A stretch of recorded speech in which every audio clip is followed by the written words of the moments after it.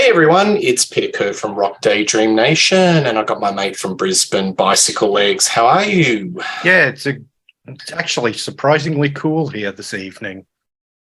Well, it's warming up in Sydney, and we're heading into Christmas and a little bit of hot weather finally. Yeah. So that's all good. Today we're going to do a special show. We are going to go to Midnight Oil, and we are going to do a deep dive on this wonderful album, Earth and Sun and Moon. So this was the 8th studio LP, released in 1993. What we'll do is the usual. We'll exchange notes on each track, what we like, what we don't like, and give a little bit of a synopsis at the end. I'll just do a little bit of stats at the start of the show. It went to number 2 in Australia. So it actually broke a consecutive run of number 1 albums. It was went to number 2 in Canada. It went top 10, went to number 8. US, it nudged the top 50 at number 49. UK at number 27. Was produced by Nick Launay and Midnight Oil. Now, Nick Launay is very well renowned for producing acts such as Kate Bush, Talking Heads, and locally In Excess. So, yeah, this album, I would say, was probably a medium success. It wasn't the uber success Bicyclelegs that 10 to 1 or Blue Sky Mine or perhaps this little beauty had. But I think it probably goes in the classification of underrated. Tell us about your first impressions to start it off of this album. This is an album that's grown on me over time. When it first came out, I was a bit meh about it. But I'd been a bit meh with Blue Sky Mining as well. This album didn't, as you say, do as well for them, especially overseas. Even those chart numbers you gave, I would be betting that it was in the charts for a couple of weeks and then dropped straight out again. Yep. This was definitely the end of their overseas sort of success that they had with Diesel and Dust and Blue Sky Mining. Yes. But yeah, it's definitely one that's grown on me probably just in the last 5 years or so. As little time as that. I've been sort of listening to the catalogue more, especially as they reissued them all, and they all got lovely new vinyl reissues. I know this did get issued on vinyl in '93, but getting one of those original pressings is pretty hard to do. Yeah, absolutely. And I guess the barometer of all things Midnight Oil is commercial radio, and I cannot recall any of these tracks. Like your commercial radio stations like Triple M, I don't sort of recall any of these songs really getting any more radio airplay than their hits, like at 10 to 1 or Diesel of Dust. So to me, it kind of was a bit of a blip, but I can remember in the day that it was regarded as probably a slight, not a misstep, but wasn't as commercially successful. It was like, surprisingly, it didn't do as well as expected. I think if I remember correctly, the sort of consensus at the time was that the band were treading water a little bit, which I think is unfair. But I think that was kind of the sort of thought around it at the time. Yeah. Before I throw over to you with the first track, I'll just refer to the Rolling Stone magazine in the US. They gave this album 2.5 stars, which I think is way below par to what it actually deserves. And they described it, just an excerpt from the review: eco warriors, class strugglers, and top flight musicians, Australia's Midnight Oil have fused politics and song with more unflagging fervour than anyone since The Clash. And it's a bit of a head scratch when you read the rest of the review. It's not really poor. They don't really diss it, but they give it 2.5 stars. So typically a bleak Rolling Stone review. Yeah. Anyway, all right, well, why don't we get things started? Tell me what you think of the first track off the album, Feeding Frenzy. I think this song really sets the tone for the album because for me, and this will be a recurring theme as we talk through these songs, for me, this is their 60s album. This is where they really have a 60s feel to a lot of these tracks, and this definitely has that. You know, it has this sort of, it's very bass and Hammond organ driven, this song. There's not a ton of guitar on this song. I also think that Peter Garrett's vocal on this song also sets a tone for this album. He's singing a lot more tunefully on this album. You know, there's a lot less of the sort of barking that he could tend to do in those really sort of political songs. And also, there's a little bit of, like, I don't know whether it's mellotron or Chamberlin or one of those sort of instruments in the chorus that gives it, again, that sort of really 60s feel. But I think it's a really good opener. I like it. It's a little bit subdued too for a Midnight Oil opening track. Absolutely. I wrote, it's quieter, it's more subtle, and it's a textured opening track for a Midnight Oil album, and it's quite surprising because most of the openers you would think on a Midnight Oil is like crash bang wallop, let's get straight into it, but it's kind of a quiet start. It's got a bit of an R&B swing to it, 60s. Yeah. And a recurring theme is how much Jim Mogini's keyboard work is really divine. He does some lovely, tasteful keyboard lines all the way through. So he's a double threat. Yeah. Or probably a triple threat with vocals, if he does vocals. I'm not sure. He does a little bit of the backing vocals, but so maybe he's a triple threat, but I love his keyboard work on this album. Yeah. And the lyrics, you know, about capitalism, how it won't last. So you're in the typical wheelhouse of Midnight Oil. And as we go from each of the different themes and lyrical content of the album, they're pretty well still, you know, fighting the good fight. Yeah. But I notice he uses a lot, Jim Mogini, he uses a lot of Hammond on this album, as opposed to, like, on the earlier albums, he tended to go for, like, either pianos or synths. So, yeah. Okay. That's Feeding Frenzy, I should say. The next one is My Country. I love this song. Yeah, this is a beautiful song. This is one that I did hear on the radio a lot. I kind of recall this song. It's got a really prominent piano riff in it, which I really, really like. It's a song sort of criticizing one-eyed patriotism, which, again, very Midnight Oil sort of theme, I think. You know, those sort of people who will stand by their country no matter what they do. And that's sort of the accusation in the chorus. Are you really going to say my country right or wrong? Nationalism gone wrong. Yeah. I said it's a catchy single that got a lot of airplay. Well, it certainly did here in Brisbane, but it didn't even make the top 50 in the Number charts. 52, surprising. Yeah. It's a head scratch, and it's so much in the Midnight Oil wheelhouse when you look at their previous singles. And I said, again, it's got that 60s feel, but it's a little bit updated for the 90s, this one, production-wise. Yeah. No, well said. I agree with everything you've said. I think the band's firing on all cylinders. That piano line is just really compelling. For some reason, I had it in a sort of the same wheelhouse as Holy Grail by Hunters and Collectors. Yeah, where the piano is quite similar, yeah. Where you've got this piano line which dominates, and you put an acoustic underlay and a little bit of rock under it. And that was a much more successful song commercially, but for some reason, when I was hearing this song again, it just reminded me of that song from Hunters and Collectors. Yeah, look, it's a total head scratch. Number 52. This should have been huge. And it's no worse. It's on a par with Blue Sky Mine and some of those hit singles that got airplay overseas. So I don't understand why that didn't continue the trajectory of Midnight Oil conquering the world. It's ear candy. It should have been a huge hit.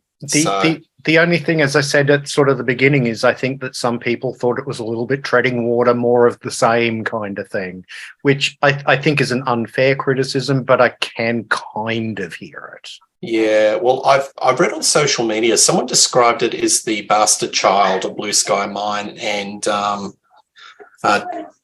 maybe this album. Yeah. Diesel or Dust. Maybe a little bit unfair. Anyway. All right. Well, I love that song. Renaissance Man. Yeah. I said that this song has a more traditional sort of mid-period Midnight Oil sound to it. Could have fit in on Diesel Industrial Blue Sky Mining.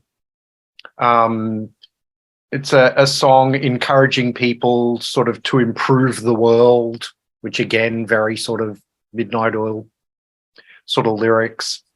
It's got crunchier the guitars on this song than a number of the other songs on the album. So it's a little bit of a point of difference with this song. Yeah.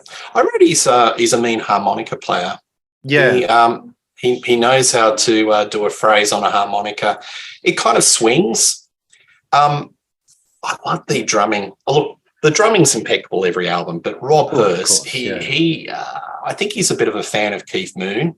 And Keith Moon was a fan of surf music and that really sort of rapid fire drum rolls. And, he swings on this song like nothing else. Yeah. And I love the guitar work of Rotzi and Magini. They're just weaving. And I think they're fans of surf rock as well. Oh, yeah. And have you ever listened to The Farm? No, I haven't. No, what's the project that they did after? Farm was what they were called before Midnight Oil. No, there was like a Ghost Riders? No. There was another project they did when Peter Garrett went off and did his political thing. And it was like instrumental surf rock kind of thing. So they were definitely into that stuff big time. Okay. The Break, I think it was called. Yeah. Well, when I saw their last concert, it was just so evident that they love that sort of style of music. And but this song's a cracker. And I like Garrett. He's trying different registers on his voice. He's not afraid to just try, even if he's out of his comfort zone and out of his register, he's pushing his voice and trying different things. So no, it's different. It's interesting. But the other thing I'll say about Rob Hurst is, I mean, I obviously never got to see Keith Moon in concert, but I have never seen a drummer who hits the drums as hard as Rob Hurst does in concert. He smacks them. I think that's the Australian sound, Bicyclelegs, isn't it? Hard-hitting drummers. Earth and Sun and Moon. Yeah, the title track, again, very 60s feeling. Particularly with the sort of Leslie treated guitar, the sort of swirling guitar at the beginning of the song. The lyrics sort of marveling about the world and what a wonderful place it is. And it's got a hopeful sort of tinge to it as well, that maybe that human beings aren't going to completely screw up the place after all. So yeah, it's a nice track, but it's again very 60s feeling, I think. Yeah, I wrote down Birds.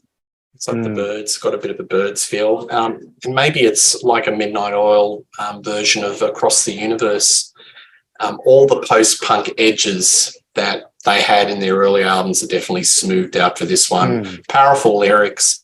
It's an anthem for planet Earth, and the sentiments are great. I think it's a nice song.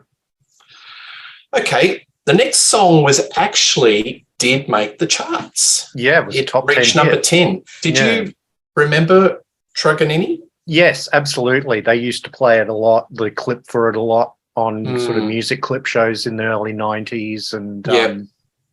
And radio was definitely playing it up here. Yeah. Right. I sort of thought it had the sound sonically. It's a little bit like Blue Sky Mine meets Beds Are Burning. It's like a combination of both. Yeah, and it might again sort of have led to that sort of treading water kind of feel that some people had about the album. Yeah. I said it was a song about sort of many of the problems in contemporary Australian society, sort of, things like natural disasters and struggles of the working class and Indigenous issues, which has obviously always been a big passion for them. Yes. I said that this song has a real Blue Sky Mining sound to it, like from the album. So again, that may be sort of what was contributing to that sort of feel that they weren't sort of progressing. Yeah. Look, I can see that. I can see that view, but to my ears, I still think it sounds fresh and vibrant and very relevant in 2022, 2023. Yeah.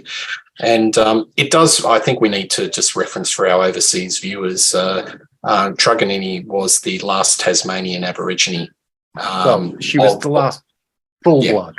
They got in a little bit of trouble for that because they sort of perpetuated that sort of last Tasmanian Aborigine thing, whereas there are about 7,000 Indigenous Australians in Tasmania who have, Tasmanian Aboriginal blood, but because they're not 100%, and they said, this is kind of hurting our native title claims and stuff like that. So there was a bit of controversy about that at the time. Yeah. Well, thanks for clarifying that. Yeah, I remember reading about that. And look, I think their heart's in the right place. And it's a good metaphor for the message that they were trying to get across in this song. Well, absolutely. I mean, the way Truganini was treated was just, like she was some kind of sort of, circus freak. Yeah, and it was just horrible. Absolutely disgraceful. Sonically, I wrote there's some power chords in this that remind me of The Who. Yes. When they do that, they like when they use the power chords, it's like you're talking and it's like a full stop, and they just do that. Yeah. I could feel that the guitarist in the studio doing the windmill and just really having fun. And I love Rob Hurst's tenor vocals. Yeah, it just adds so much class. So you've got Garrett singing, and then Rob Hurst comes in the chorus, and it just adds so much gravity to the song when he does that. Has that beautiful tenor. Yeah. So all right. Well, that went to number 10 and was a little bit of a minor hit. Next one is Bushfire. Yeah, last song on side one. You'd think from the title this was going to be sort of an ecological song, but it's really not. It's much more sort of about the struggle and the human condition sort of lyric, which again, as we get into side two, that becomes a bit of a recurring theme, which is a bit unusual for Midnight Oil to be sort of singing about that sort of thing rather than things that are sort of overtly political or ecological or what have you. I said it has a really sort of laid back, mostly acoustic groove to it. It definitely grooves this song, which I really like. And there's a great guitar solo towards the end. Yeah, I agree with that. I think Garrett's vocals are very warm, close and personal. So the mic's here and you can feel like he's just right up close and kind of being a bit naked and revealing himself. I think it's a very sensitive, emotional album for him vocally. I think I think you summed it up perfectly at the start of the show. He's definitely showing a different side of himself vocally. Yeah. Or maybe the tender side. Yeah. He's definitely sort of singing and expressing more than barking, as I said at the beginning, I mean, we love that really sort of angry edge Peter Garrett, but it wouldn't have suited these songs at all. Yeah. Well, maybe that was saved for an album or two later. More about that. All right. Okay, so we flip over the record and we go over to Drums of Heaven. Drums of Heaven. This is one of the most up-tempo songs on what's otherwise a pretty laid-back album by Midnight Oil standards.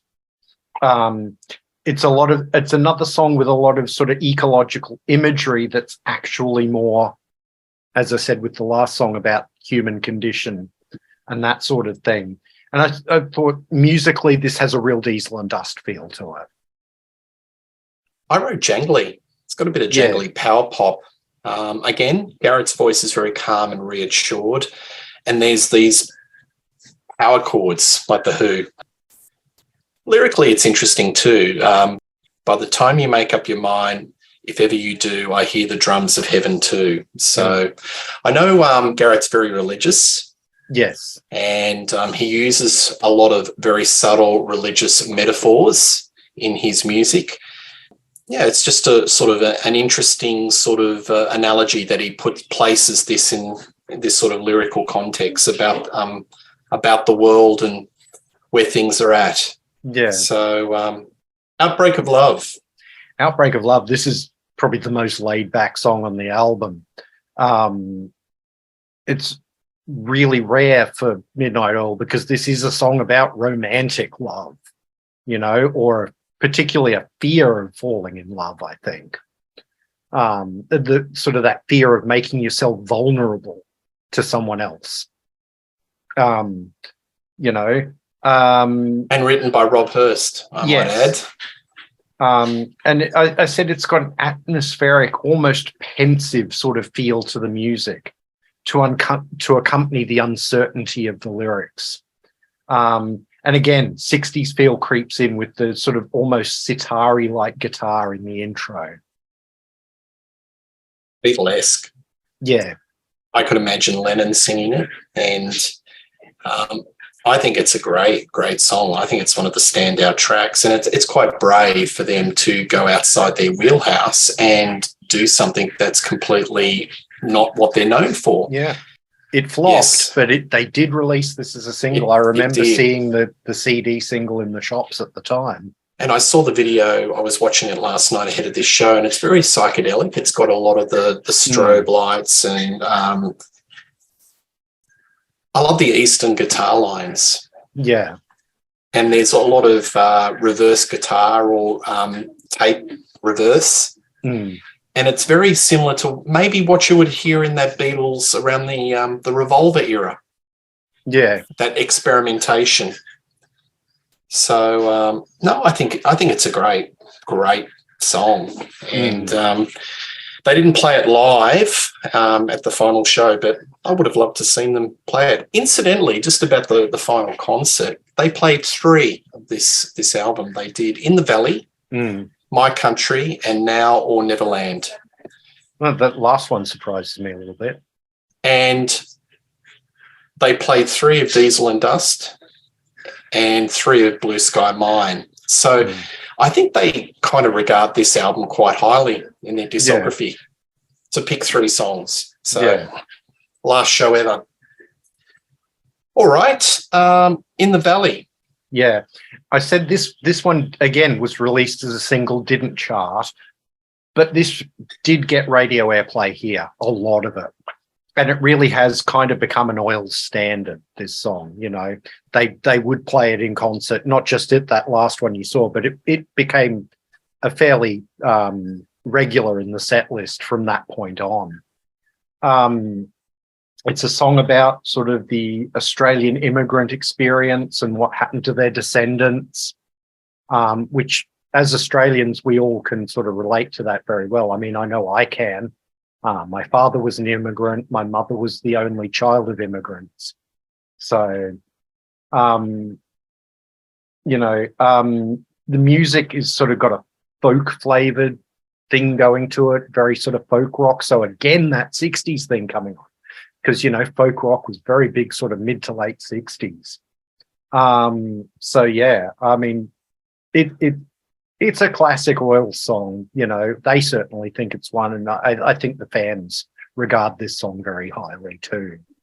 Yeah, well, absolutely. For it to be played at the last show, they've got a huge catalogue of songs to play and they've chosen it. So I think that speaks for itself.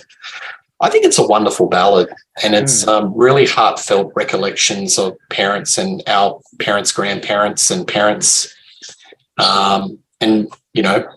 Myself having immigrant grandparents, I can relate to this. And just, it's got a lot of sentiment, but it's not cheesy sentiment. It's really heartfelt.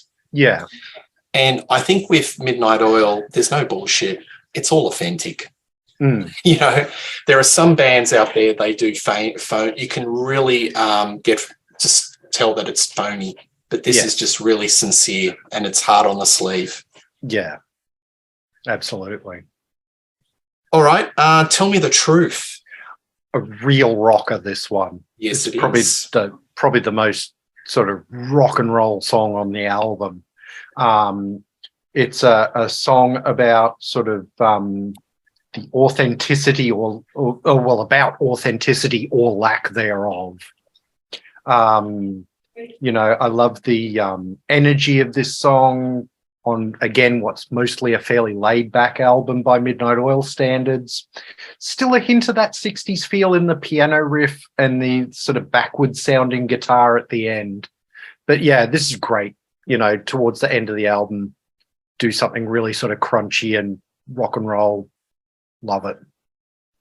Yeah, no, I agree with everything you said. It has a nice fuzzy guitar riff. Nothing like hearing like that garage rock fuzz. And it's a real tasty riff. And Rob Hurst is playing his Keith Moon, doing these nice little fills all the way through. It's great. And Garrett's, the lyrics in this song are nice, probing questions. Yeah. What is real? Media bullshit, just asking questions in a song lyric. I think it's great. Tell me the truth. Tell me the truth about you. It's like, be authentic with me. Be authentic. They're authentic. They're asking, why can't everyone else be authentic? Yeah. No, I think it's great. Second last track on the album, would you pushed it up? They did. I do feel like the sort of two really heavy rock songs, they put them on side 2. Sort of thinking, we've got to put a bit of, some of the old oils. Yeah, it might have been sound. It might have been good to put one of them on side 1, but I don't know. Yeah. As a whole, I think the album flows pretty well, so I can't really argue with it too. I raised that because I just wanted to get your view. Maybe they could have put it a bit higher in the pecking order. Maybe as I don't know, an album opener. Not sure. I don't know. I think Feeding Frenzy is a great album opener. So okay. All right, and the last song, which also got played, as I said, at the very final concert, Now and Neverland. Yeah, that one kind of surprised me, as I said, that they would pick that one because it's a deep cut. It's not a sort of obvious song even to Oils fans, I don't think. It's another mid-tempo, moody song with a great groove in the bass. Late, great Bones Hillman. What a great bass player. Oh, yes. We've got to talk about him because his bass playing just bubbles along. It's very prominent. He's missed. Yeah, absolutely. He is sensational. He started out with the Swingers. Yes, he did. Yeah. That is a head scratch. Yeah. I mean, going from one direction to the other, but his bass playing's divine. And you put the headphones in and he is just so locked in with Rob Hurst. Those two are just a dynamic duo. So you've got the two guitarists, they're locked in and they're interweaving and they're doing their surf rock thing. Yeah. But you've got the bottom end and they are just in sync with each other. Yeah. Fun fact, Bones Hillman was also one of the 2 bass players who was in the running for the original lineup of Crowded House, along with Nick Seymour. Made the right choice. Yeah, absolutely. Well, apparently the reason he didn't go with Bones was that he thought that Bones was a similar player to Nigel Griggs from Split Enz. And so he thought, well, if I was going to have that style of bass player, I might as well just have Nigel. So... yeah, it might come to that. It might be personality, but Bones is a bit more aggressive, a bit more fluid. Yeah. In Crowded House, you need somebody that's a little bit behind the beat, a bit laid back. Yeah. Bones would be really right in, and yes. I just think it's just perfect. I just can't imagine Bones being anything other than Midnight Oil. Yeah.